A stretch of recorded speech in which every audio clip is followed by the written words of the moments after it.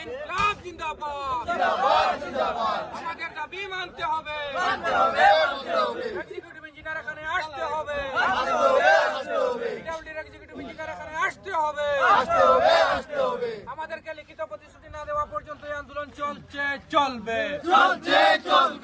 ইনকলাব। আজকে আমরা এই এলাকার জনগণকে নিয়ে কৃষক মুক্তি সংগ্রাম সমিতির নেতৃত্বে পাহাড় লাইন যে আবদুল্লাপুর থেকে আপিন তুতারবন পর্যন্ত যে নির্মাণ রাস্তা, এই রাস্তায় নির্মাণে অসঙ্গতি এবং কাজের স্লথগতি, তাছাড়া পাশাপাশি যে স্থানান্তর করা হয়েছে পিএইচির পাইপলাইন, এই পাইপলাইন যে নষ্ট পাইপলাইনটা ঠিক করার দাবিতে আজকে আমরা রোড ব্লক আন্দোলন কার্যসূচি আমরা পালন করেছি।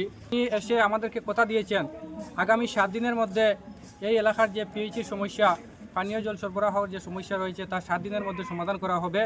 তাছাড়া যে রাস্তার মেটেলিংয়ের কাজ, রাস্তা উনি শিলচারে উনি রাস্তা নষ্ট থাকার কারণে উনি মেটেল আনতে পারছেন না, তাই উনি 2 মাসের সময়সীমা নিয়েছেন রাস্তার মেটেলিং কাজ সম্পূর্ণ করার জন্য। আজকে আমরা ওনাকে জানিয়েছি যে আগামী 7 দিনের মধ্যে যদি পানীয় জলের সমস্যার সমাধান না হয়, আগামী 2 মাসের মধ্যে যদি রাস্তার কাজের সমস্যার সমাধান না হয়, তাছাড়া এখানে কালপাটের একটি সমস্যা রয়েছে, সেই সমস্যা আগামী 2-3 দিনের মধ্যে ওনারা সমাধান করে দিবেন। যদি সময় মতো এই কাজগুলো না হয় তাহলে ওনাকে আমরা জানিয়ে দিয়েছি যে আমরা আজকে আন্দোলন প্রত্যাহার করলেও পরবর্তীতে আমরা আরও বৃহত্তর আন্দোলন গড়ে তুলব।